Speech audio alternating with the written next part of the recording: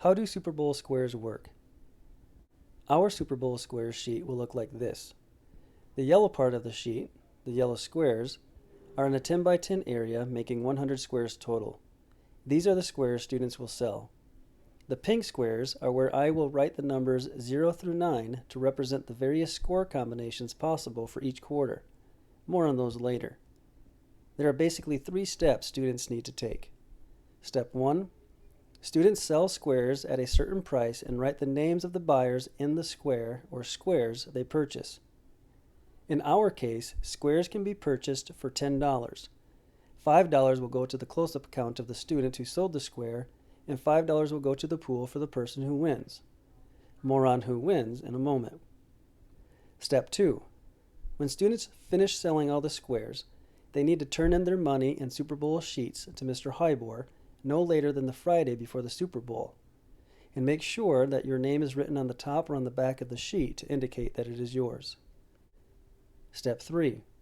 Once all the squares are purchased, filled in with the buyers' names, and turned in to Mr. Hybor along with the money, numbers 0 through 9 are randomly assigned to the squares along the AFC and NFC sides. For our Super Bowl squares, numbers are randomly assigned 4 separate times for both the AFC and NFC, numbers for the first, second, and third quarters, and the final score.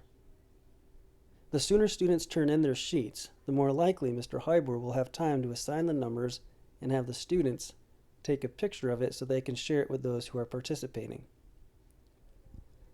Who wins? A winner will be determined at the end of the first quarter, second quarter, third quarter, plus the final game score.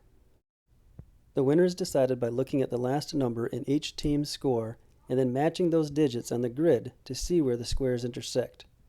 For example, if the score at the end of the first quarter is AFC 7, NFC 3, the first quarter winner would be the person who has the square where those two numbers intersect.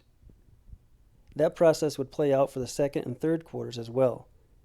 If the final score was AFC 31, NFC 24, the final score winner would be the person who has the square where the last number of each of the team's scores, the 1 and 4, intersect.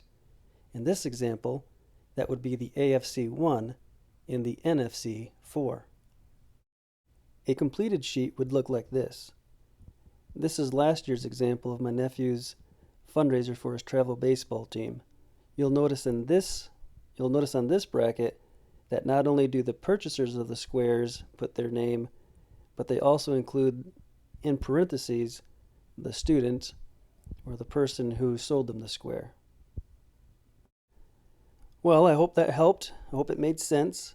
Here are some more details that will help you understand how this fundraiser works. And if you have any questions, you know how to get a hold of me.